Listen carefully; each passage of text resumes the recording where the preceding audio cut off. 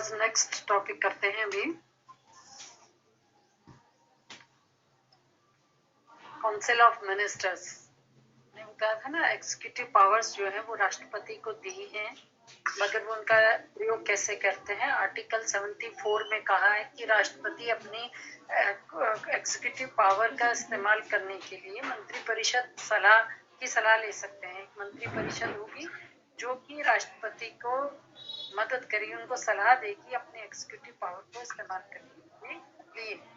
तो ये जो आर्टिकल 74 में बताया है कि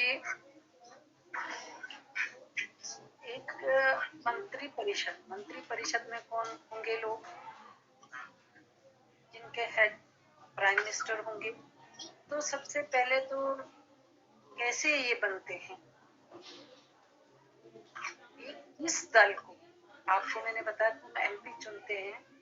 एमपी जब हम चुनते हैं 545 वोटों के लिए, जब सीटों के लिए जब चुनाव होगा, तो हम किसी दल को, किसी इंडिविजुअल कैंडिडेट को, जिसको भी हम चाहेंगे वोट देंगे, जो एज एमपी खड़ा होगा। तो जब ये चुनाव हो जाएगा तो जिस दल को बहुमत मिलेगी, चाहे वो अकेला दल हो या समर्थित हो, सबके समर्थन से वो ज्वाइंट कोई उन्होंने बनाया हो, जब ये बहुमत में जो होते हैं वो अपने लोकसभा में जिनको सीटें ज्यादा हैं वो सरकार में आते हैं, यानी कि उनको चांस दिया जाता है सरकार बनाने का। वो अपने में से एक नेता चुनते हैं, जिसको वो अपना नेता चुनते हैं वो प्राइम मिनिस्टर होता है।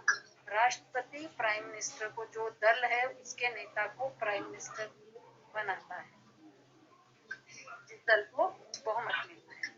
अब प्राइम मिनिस्टर जो है वो उस दल में जो लोग हैं के लोग जो जीत के आए हैं वो, या और भी जरूरी नहीं कि मंत्रिपरिषद में आने के लिए व्यक्ति को चुनाव जीता ही हो, ऐसा जरूरी नहीं है।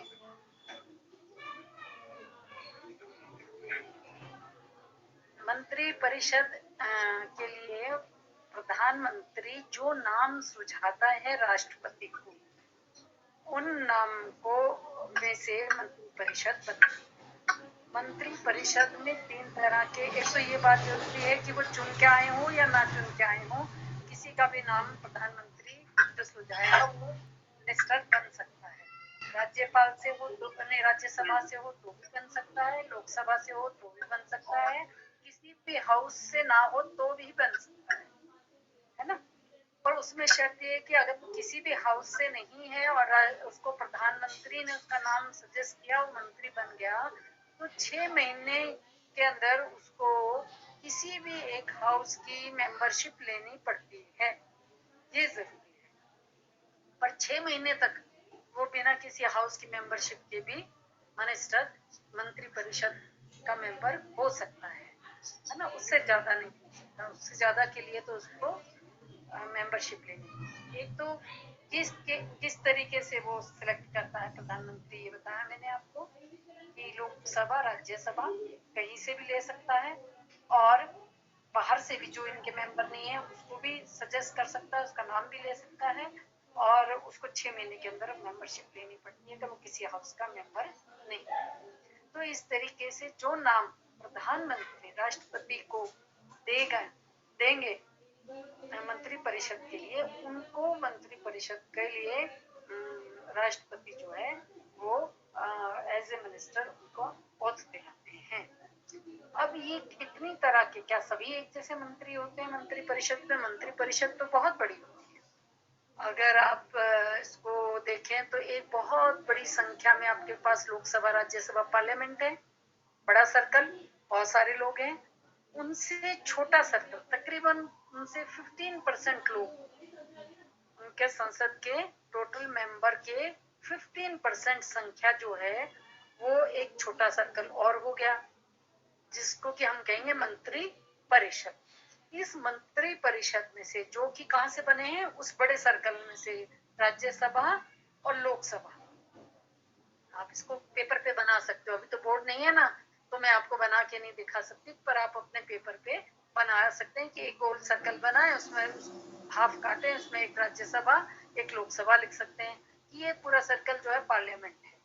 इस बड़े सर्कल में से लोकसभा राज्यसभा के मेंबर्स में से जितने हैं उनका 15% सदस्य उनमें से एक छोटा सर्कल बनाए जो मंत्री परिषद बनेगा, उनका 15% वो उनमें उनके मेंबर होने चाहिए। और जो नहीं है बाहर से आया वो भी उसकी मेंबरशिप 6 महीने के अंदर लेगा, किसका, राज्यसभा और लोकसभा। तो इसमें 15% कब आया, ये 2003 में 91 अमेंडमेंट हुआ था, उससे ये संख्या निश्चित की गई थी। क्योंकि जब कॉलिशन सरकारें बनी तो उससे क्या हुआ, प्रेशर पड़ रहा था कि हमारे लोगों को मंत्री बनाया जाए, तो ज्यादा लोग मंत्री बन रहे थे। और ज्यादा लोग मंत्री बनने से क्या हो रहा था, सरकार का बहुत सारा पैसा खर्चा हो जाता है मंत्रियों के जो उनके लिए व्यवस्था करने में। तो इसीलिए ये निश्चित किया गया कि इस अमेंडमेंट से कि जो है पार्लियामेंट का 15% जो होगा कुल संख्या का वो मंत्री परिषद में होगा। अब इस मंत्री परिषद के जो सदस्य होते हैं सब एक स्तर के नहीं होते, सबका एक स्टैंडर्ड नहीं होता। ये स्टैंडर्ड किस तरह का है, एक तो कैबिनेट मिनिस्टर्स होते हैं, दूसरा स्टेट मिनिस्टर्स होते हैं, तीसरा डिप्टी मिनिस्टर्स होते हैं। कैबिनेट मिनिस्टर, स्टेट मिनिस्टर और डिप्टी मिनिस्टर, 3 तरह के मंत्री इसमें होते हैं। ये तीनों तरह के जो मंत्री हैं और प्राइम मिनिस्टर होंगे, और ये तीनों तरह के जो मंत्री हैं इनका जो डिफरेंस है वो एक, वैसे तो एक जैसे हैं ये क्योंकि सभी एमपी चुन के आए हैं। हमने तो प्राइम मिनिस्टर भी नहीं चुना, प्राइम मिनिस्टर चुनते हैं हम कभी प्राइम मिनिस्टर नहीं चुनते, तो प्राइम मिनिस्टर भी तो हम एमपी ही चुनते हैं। वो अपने में से एक को प्राइम मिनिस्टर के पद के लिए अपना नेता बना लेते हैं। तो हमने तो वो भी एमपी चुना है, तो ये मंत्री भी हमने एमपी ही चुने थे। तो इन्होंने अपने में से कुछ को कैबिनेट मिनिस्टर, कुछ को स्टेट मिनिस्टर, कुछ को डिप्टी मिनिस्टर बनाया। अब ये जो अलग अलग तरह के मिनिस्टर हैं इनका जो स्तर है वो आम जनता के लिए तो काम की वजह से अलग है, पर अपनी पार्टी में अपनी पॉलिटिकल स्टेटस के हिसाब से उस पॉलिटिकल पार्टी में उनका क्या स्टेटस है। सीनियर लीडर हैं, जो चोटी के जो नेता हैं वो कैबिनेट मिनिस्टर्स बनते हैं। और कोलिशन सरकारों में तो ये होता था कि दूसरे, ये तय हो जाता था कि हमारे दल से कौन आदमी कैबिनेट मिनिस्टर बनेगा, उसको क्या विभाग चाहिए। कोलिशन में तो ये भी तय हो जाता है। तो ये कैबिनेट मिनिस्टर्स जो है इनका अपने पॉलिटिकल पार्टी में अपना स्टेटस और दूसरों से ऊंचा होता है, तो इसीलिए कैबिनेट मिनिस्टर्स बनते हैं। फिर है स्टेट मिनिस्टर, जो उनसे कम सीनियर होते हैं पॉलिटिकल पार्टी में, कम अपना स्तर रखते हैं पॉलिटिकल पार्टी में, उनको जो है स्टेट मिनिस्टर बनाया जाता है। फिर डिप्टी मिनिस्टर्स होते हैं। अब किसी किसी विभाग में क्या होता है, एक कैबिनेट मिनिस्टर होता है, उसके साथ स्टेट मिनिस्टर होते हैं और डिप्टी मिनिस्टर भी होते हैं उस एक विभाग में। और किसी समय ऐसा भी होता है कि एक स्टेट मिनिस्टर हो और वही इंडिपेंडेंट इंचार्ज है, उसके साथ ऊपर कैबिनेट मिनिस्टर ही नहीं है उस डिपार्टमेंट में, तो ऐसा भी हो सकता है। ये कोई जरूरी नहीं कि हर डिपार्टमेंट का हेड कैबिनेट मिनिस्टर ही रहेगा। कई बार जो है उसको कैबिनेट मिनिस्टर नहीं बनाया जाता सीनियोरिटी की वजह से, और स्टेट मिनिस्टर बनाया जाता है, मगर उस नेता को उस स्टेट में उसकी पोजीशन को देखते हुए, मतलब कि पूरे दल में नहीं मगर स्टेट में उसकी पोजीशन को देखते हुए कई बार उसको इंडिपेंडेंट चार्ज दे दिया जाता है। जैसे हरीश रावत को जो कांग्रेस की सरकार थी स्टेट मिनिस्टर बना करके इंडिपेंडेंट चार्ज दे दिया गया था। जैसे कि हमारे स्टेट में जो हमारे शिक्षा मंत्री हैं माननीय धन सिंह रावत जी, वो कैबिनेट मिनिस्टर नहीं है मगर उनको इंडिपेंडेंट चार्ज किसका है, डिपार्टमेंट्स का इंडिपेंडेंट चार्ज दिया गया है। ऐसा इंडिपेंडेंट चार्ज देते क्योंकि ये भी एक पहली बार बन के आए हैं ना एमएलए, तो पार्टी में पुराने नहीं है, तो इनको कैबिनेट मिनिस्टर नहीं बना के इंडिपेंडेंट चार्ज दिया गया है। अब कैबिनेट का स्तर जो होता है, बात ये है कि ये जो इंडिपेंडेंट मिनिस्टर्स होते हैं ये उतने ही पावरफुल होते हैं अपने डिपार्टमेंट में जितने का कैबिनेट मिनिस्टर होता है ना। अब राज्य के अंदर तो कैबिनेट मिनिस्टर जैसी स्थिति रहती है, अब यहाँ वो स्थिति नहीं जो सेंटर में उनकी थी, यहाँ पे तो धन सिंह रावत जी की वही स्थिति है जो कैबिनेट मिनिस्टर की होती है। मगर जो पार्लियामेंट में आप देखें तो वहाँ ये फर्क पड़ जाता है। कैबिनेट मिनिस्टर्स जो होते हैं वही कैबिनेट की मीटिंग में भाग लेते हैं।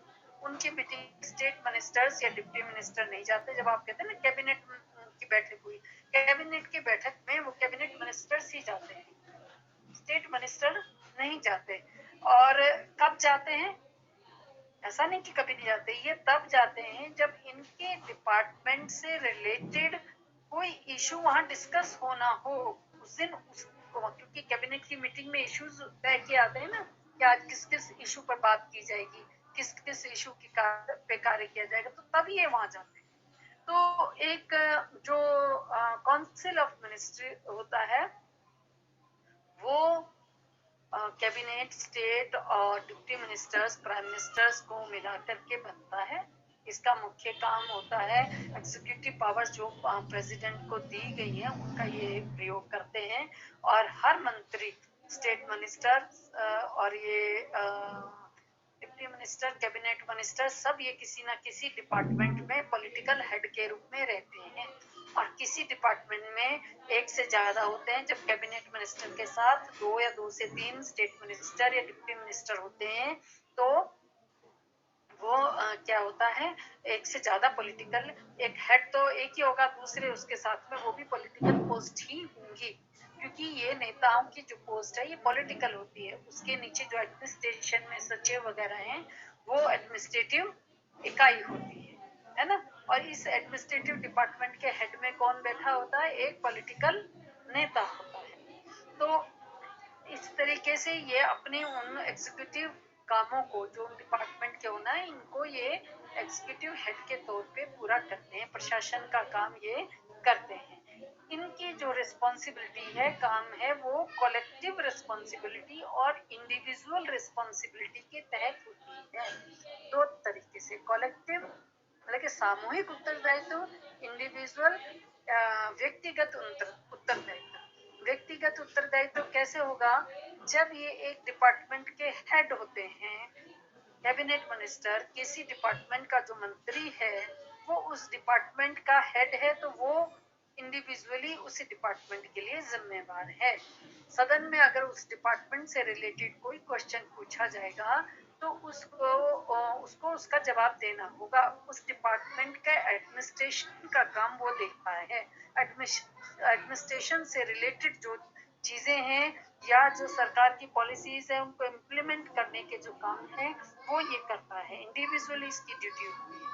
कलेक्टिव रिस्पॉन्सिबिलिटी में कहते हैं कि संसदीय व्यवस्था में जो ये मंत्री होते हैं ये सामूहिक रूप से जिम्मेवार होते हैं। यानी कि ये इनका निर्णय एक अकेला नहीं होता, सामूहिक होता है।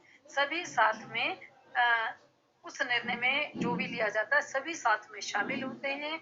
और उस निर्णय के आधार पर अगर कोई सरकार के खिलाफ अविश्वास प्रस्ताव होता है तो एक मिनिस्टर जिसके डिपार्टमेंट का है वो नहीं जाएगा, सभी को जाना होता है। यानी कि पूरी कैबिनेट ही उस दिन अविश्वास के प्रस्ताव के तहत जो है गिर जाती है। पूरी कैबिनेट ही गिरने, कैबिनेट मंत्री परिषद पूरी गिर जाएगा। इसका ये मतलब नहीं है कि सिर्फ उस डिपार्टमेंट का मंत्री जाएगा, सभी पूरी मंत्री परिषद साथ ही रहती है, साथ ही काम करती है, साथ ही स्विम करती है, साथ ही डूब सकते हैं, है ना। एक टीम वर्क माना जाता है इनका, टीम वर्क होता है। और इसके लिए लोकसभा में नो कॉन्फिडेंस मोशन अगर आ जाता है तो पूरी काउंसिल ऑफ मिनिस्टर्स को त्याग पत्र देना पड़ता है। इसका एक तो ये मतलब है ना, कलेक्टिव रिस्पॉन्सिबिलिटी की सामूहिक रूप से डिसीजन जो होते हैं माने जाते हैं, सामूहिक रूप से वो उत्तरदायी हैं। तो इसमें रिस्पॉन्सिबिलिटी और कैसे होती है कि जो डिसीजन लिया गया है, जब तक कैबिनेट का डिसीजन हो रहा है तो कैबिनेट में सब मंत्री किसी एक इशू पे जब डिसीजन होता है तो सबके विरोधी भाव हो सकते हैं, विरोधी विचार हो सकते हैं। मगर वो विरोधी विचार, विरोधी बातें वही खत्म हो जाती हैं जब एक बार निर्णय ले लिया जाएगा। तब वो सबका सामूहिक होगा, उस व्यक्ति का, उस डिपार्टमेंट का नहीं होगा, सबका सामूहिक होगा। यानी कि आपने देखा होगा ना कि टीवी में कभी देखते हैं कि सभी मंत्री जो है उसके पक्ष में बोल रहे होते हैं, तो वो इसलिए क्योंकि सबका सामूहिक निर्णय है, वो सरकार का निर्णय है, वो किसी एक विभाग का निर्णय नहीं रहा, किसी एक मंत्री का निर्णय नहीं रहा, सबका सामूहिक निर्णय होता है। तो इस जैसे कि इसका सबसे अच्छा एग्जाम्पल ये है कि जब नोटबंदी हुई थी ना, तो नोटबंदी के समय किसी मिनिस्टर्स को नहीं पता था। उस समय क्या हुआ कि कैबिनेट मीटिंग हुई, कैबिनेट मीटिंग में सबको बुलाया गया, पहले से तय था कि ऐसा होना है, सबके फोन वोन भी बाहर रखवा लिए गए, तो कैबिनेट में बताया गया कि ये ऐसा ऐसा होना है। जो कुछ वहाँ विरोध और पक्ष और विपक्ष में बात होनी थी वहां हो गई। उसके बाद बाहर निकल के वो पूरे कैबिनेट का निर्णय था कि नोटबंदी होनी है, जबकि सबके जब वहां गए थे तो उनको पता भी नहीं था कि इस तरीके का कोई काम होना है। मगर कैबिनेट में तय होने के बाद सब उस काम के लिए जिम्मेवार हैं। अगर उस बात पे सरकार गिरती तो सभी को जाना पड़ता है ना, अगर कुछ ऐसा हो जाता उस इशू पे। तो इस तरीके से इनकी कलेक्टिव रिस्पॉन्सिबिलिटी होती है। अब प्राइम मिनिस्टर जो होते हैं, प्राइम मिनिस्टर इसके हेड होते हैं। Prime minister council of ministers के हेड होते हैं, क्योंकि ये इसको उनको नेता बनाया उस दल ने, और दल ने नेता उसको बनाया, उसको प्राइम मिनिस्टर की ओथ दिलाई प्रेसिडेंट ने। फिर प्रेसिडेंट को इन्होंने सूची दी इन व्यक्तियों की कि ये मंत्री बनेंगे, कैबिनेट मिनिस्टर होगा, ये स्टेट मिनिस्टर होगा और ये डिप्टी मिनिस्टर होगा। तो राष्ट्रपति ने इनको ओथ दिलाई प्राइम मिनिस्टर की उस लिस्ट के अकॉर्डिंग जो प्राइम मिनिस्टर ने दी है ना, इस तरीके से। तो जो प्राइम मिनिस्टर है उसकी क्या पोजीशन है, प्राइम मिनिस्टर की क्या पोजीशन है।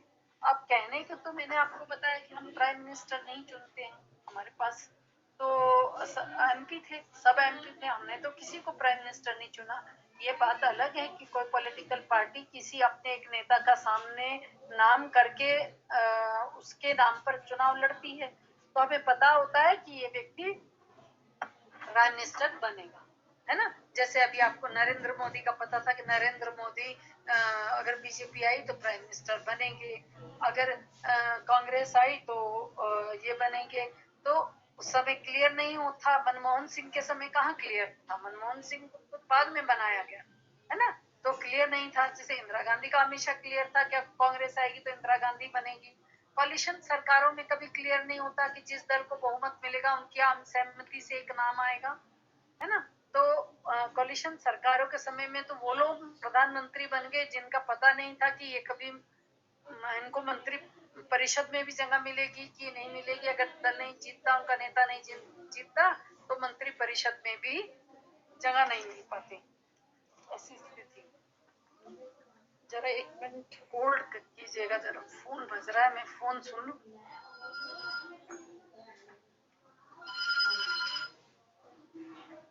हेलो,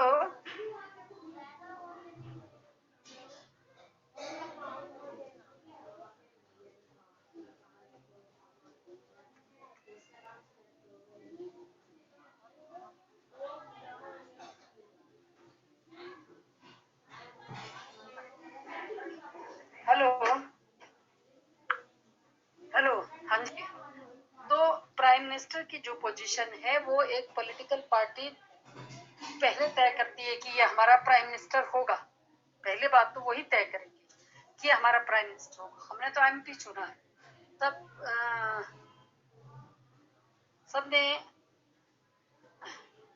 हमने एक एमपी चुना है और एमपी चुन के हमने वो भेजा है। अब उस पॉलिटिकल पार्टी ने तय किया कि हमारा नेता ये होगा और ये ही प्राइम मिनिस्टर बनेगा। तो पहली बात तो वो ये है। दूसरे की प्राइम मिनिस्टर जो बनता है,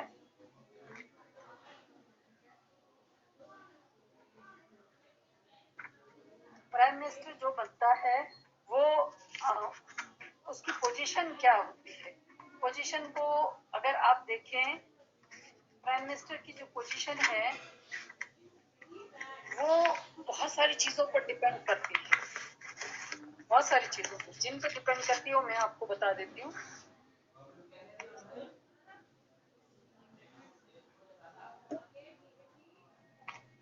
वो है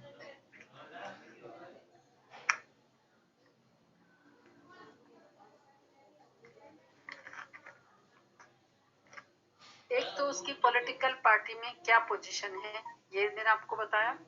दूसरा है कि उसकी अपनी पर्सनैलिटी क्या है। कभी भी कुर्सी पावर नहीं देती। हमारे यहाँ तो वैसे भी कॉन्स्टिट्यूशन में प्राइम मिनिस्टर की पावर्स लिखी नहीं गई है कि प्राइम मिनिस्टर की क्या पावर हो। ये बहुत सारे एक्ट, ये जो एक्ट हैं उससे प्राइम मिनिस्टर अपनी पावर को लेता है। तो उनकी पर्सनैलिटी पे बहुत डिपेंड करता है कि उनकी पर्सनैलिटी कैसी है। अगर वो पर्सनैलिटी मनमोहन सिंह जी जैसी हो, चाहे वो ईमानदारी नेता थे, तब भी वो एक लीडर नहीं बन सकते, वो सबकी पसंद नहीं बन सकते हैं, वो उतने पावरफुल नेता नहीं बनते हैं। अगर पर्सनैलिटी इंदिरा गांधी जैसी हो, पर्सनैलिटी नरेंद्र मोदी जैसी हो, पर्सनैलिटी अटल बिहारी वाजपेयी जी जैसी हो, पर्सनैलिटी नेहरू जी जैसी हो, तो क्या होगा? ये लोग पावरफुल नेता बनेंगे, पावरफुल प्राइम मिनिस्टर बनेंगे। तो ऐसे नेता जिनकी अपनी पर्सनैलिटी ऐसी है, लीडरशिप क्वालिटीज जिसमें है, बेसिकली पर्सनैलिटी से मतलब उनकी लुक से नहीं है, लीडरशिप क्वालिटीज जिनमें ज्यादा है, और वो अपने इस गुण के कारण विदेशों में और अपने देश में उनका काम जो है वो इस तरीके का होता है कि लोग उनके फॉलोअर हो जाते हैं। तो इसलिए उनकी स्थिति जो है अपनी उसकी वजह से भी होती है। कुर्सी वही थी, मनमोहन सिंह जब उसमें बैठे थे उस कुर्सी में ही बैठे थे, मतलब प्राइम मिनिस्टर ही थे, उसी पोर्टफोलियो पे थे, मगर क्या थे, एक वीक प्राइम मिनिस्टर थे। और उसी कुर्सी पे इंदिरा गांधी थी, कांग्रेस में रहते रहते, तो एक स्ट्रॉन्ग नेता थी। और इसी कुर्सी पे जो है नरेंद्र मोदी हैं तो बहुत स्ट्रॉन्ग लीडर हैं। इसी कुर्सी पे जो है वो देवगौड़ा मिनिस्टर थे तो कमजोर मंत्री थे, कमजोर चीफ मिनिस्टर थे। तो इस तरीके से chief minister, sorry, prime minister थे। तो इस तरीके से आदमी की जो नेता की जो अपनी पर्सनैलिटी होती है वो भी उसको एक पॉपुलर लीडर जो बनाती है, अच्छा एक स्ट्रॉन्ग प्राइम मिनिस्टर बनाती है। तो उसकी पावर सिर्फ कुर्सी से नहीं है, पावर पोजीशन उसकी अपने दल में अपनी स्थिति से है और अपनी पर्सनैलिटी से है कि उसमें लीडरशिप गुण है और वो इस तरीके का व्यक्ति है जो लोगों में पॉपुलर हो सकते हैं, तो उससे वो एक पावरफुल प्राइम मिनिस्टर बनते हैं। पावर में आप इसके कामों में देखेंगे कि प्राइम मिनिस्टर क्या होते हैं, हेड ऑफ द गवर्नमेंट होते हैं, गवर्नमेंट के मुखिया होते हैं। प्राइम मिनिस्टर को ही हेड ऑफ द गवर्नमेंट इसलिए कहा गया है क्योंकि पार्लियामेंट्री सिस्टम में जो पावर को, जो एग्जीक्यूटिव पावर है उसका इस्तेमाल जो करते हैं वो राष्ट्रपति के स्थान पर प्राइम मिनिस्टर करते हैं। और लोकसभा में भी बहुमत दल के नेता वो होते हैं, तो इसलिए एक पॉपुलर लीडर भी होते हैं, तो इसलिए हेड ऑफ द गवर्नमेंट का रोल वो उनके पास ही होता है। लीडर ऑफ द कैबिनेट है होते हैं, वो कैबिनेट के लीडर हैं क्योंकि कैबिनेट में के जो मेंबर्स हैं, जो नेता हैं, और वो उनसे कहीं कम नहीं होते, मगर वो उनमें से उनकी चॉइस से या उनकी सहमति से वो प्राइम मिनिस्टर है, उनके ऊपर है। तो कैबिनेट में की मीटिंग में जो है उनका रोल बाकी सबसे अहम होता है कैबिनेट के मिनिस्टर से। फॉर एग्जांपल अगर अभी आप देखते हैं तो नरेंद्र मोदी और के साथ राजेंद्र राजे और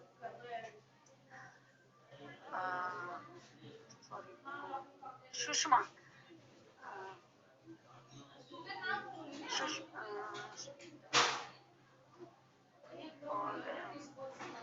राजनाथ, सुषमा और कई मिनिस्टर्स हैं जो जिनका पहले से स्थिति बहुत स्ट्रॉन्ग थी बीजेपी में, मगर नरेंद्र मोदी जब प्राइम मिनिस्टर बने तो इन दोनों का ने उनका सहयोग किया, और जिन्होंने उस वक्त सहयोग नहीं किया था पॉलिटिकल पार्टी में रहते रहते, वो अब है ही नहीं है।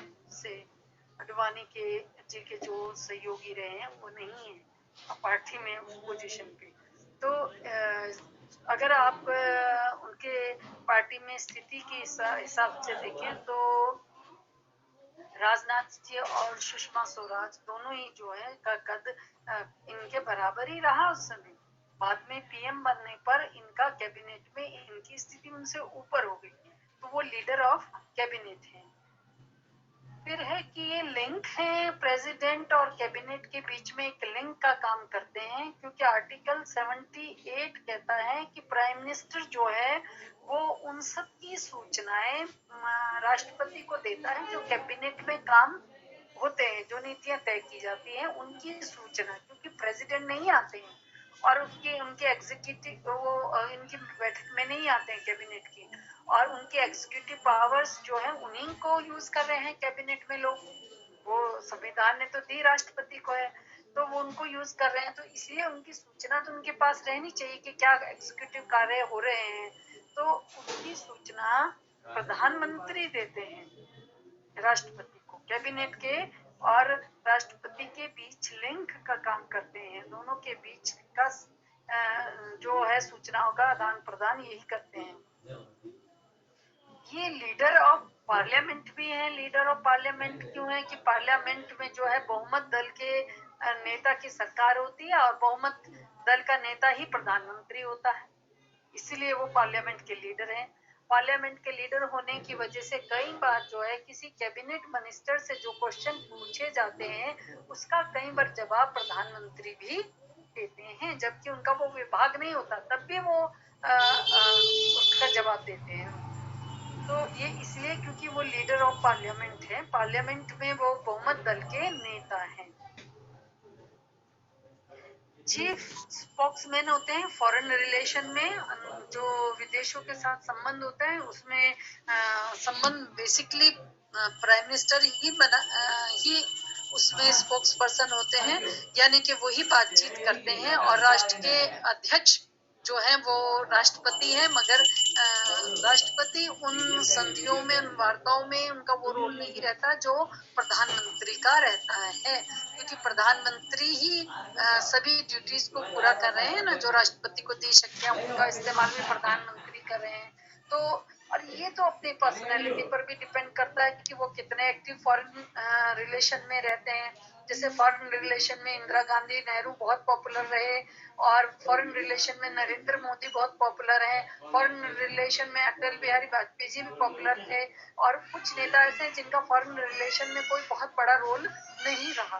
तो फॉरेन रिलेशन में प्राइम मिनिस्टर का मुख्य भूमिका होती है। अभी आप देखते हैं कि हमारे प्राइम मिनिस्टर ने जब ये पहली बार बने थे तो अपने आस पड़ोस के जो छोटे राज्य थे उन सबको भी निमंत्रण दिया था अपनी ओथ सेरेमनी में, तो जिससे इन्होंने ये दिखाया था कि जो छोटे राज्य हैं, हमारे पड़ोसी राज्य हैं, बेशक छोटे हैं, वो हमारे लिए बड़े दूर स्थित बड़े राज्यों से ज्यादा इम्पोर्टेंट है। तो ये एक अपनी इंडिविजुअल सोच होती है उस लीडर की, वो किस तरीके के फॉरेन रिलेशन को चाहता है। एक विदेश की विदेश नीति प्रधानमंत्री और वहां के या किसी राष्ट्राध्यक्ष के हिसाब से परिवर्तित होती रहती है, कुछ हिस्सा तो उसका स्टेबल रहता है, मगर समय के अनुसार उसमें भी परिवर्तन होते रहते हैं।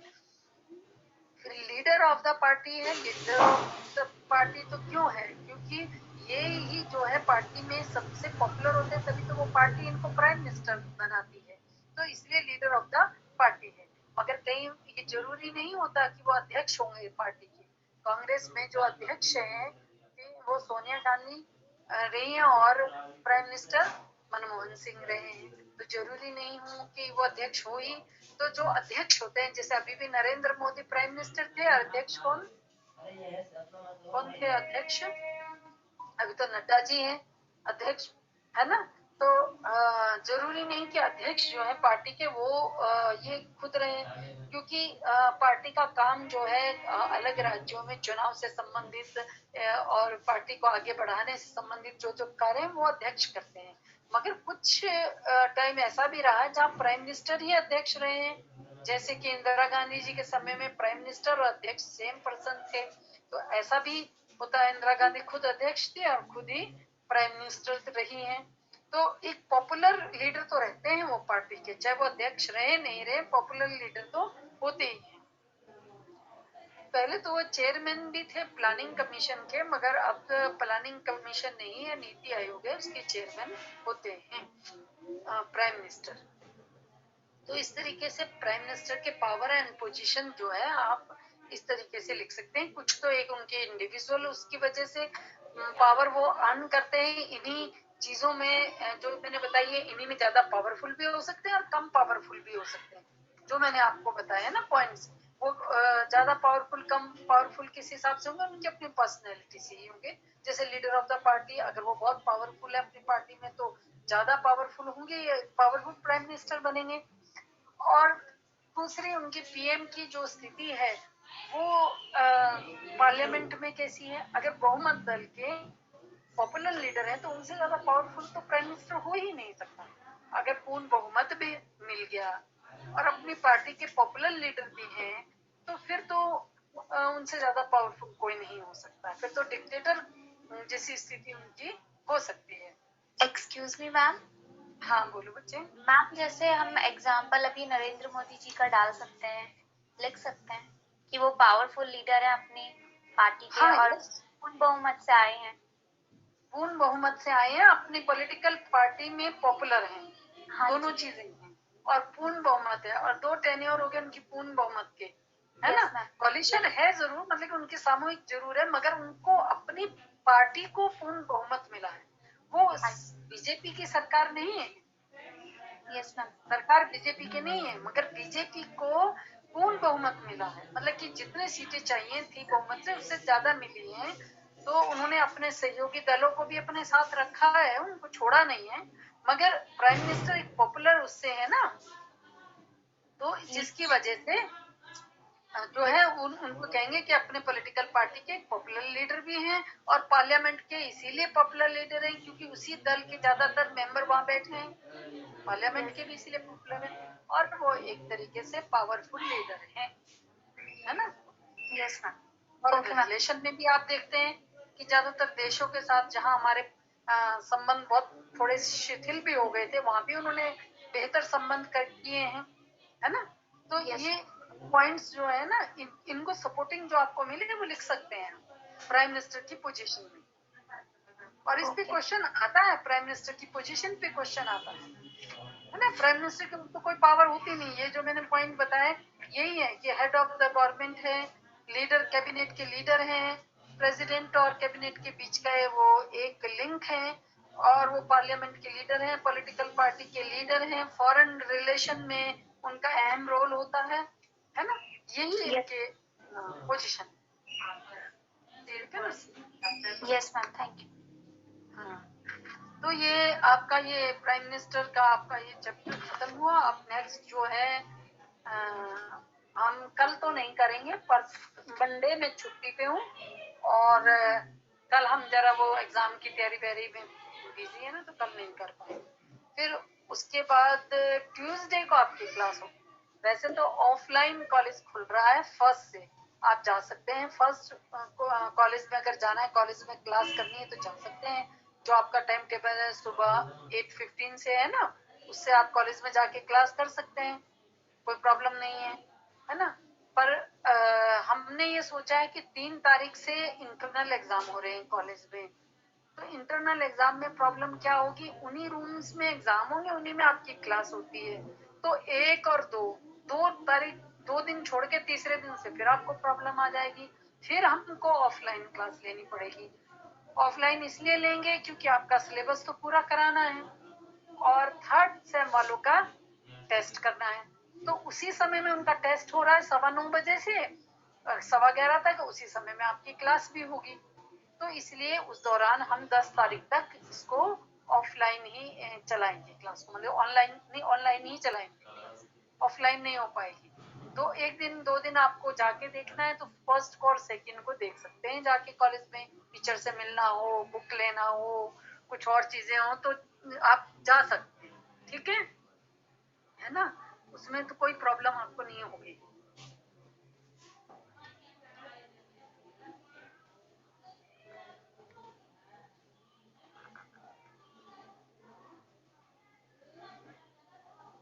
और कुछ किसी को पूछना हो?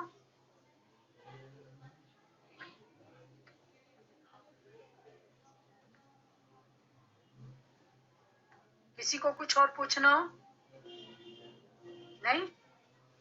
चलो फिर, ओके, बाय बाय।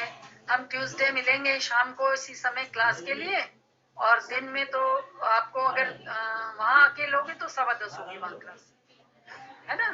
10:15 में डिपार्टमेंट में होंगी, इसलिए ऑनलाइन क्लास 10:15 नहीं हो पाएगी, है ना। ट्यूसडे को मंडे में छुट्टी में होगी, ठीक। Okay, goodbye. ये 2 यूनिट पढ़ लीजिएगा अपने, है ना। ठीक है, 3 हो गई है तो ठीक।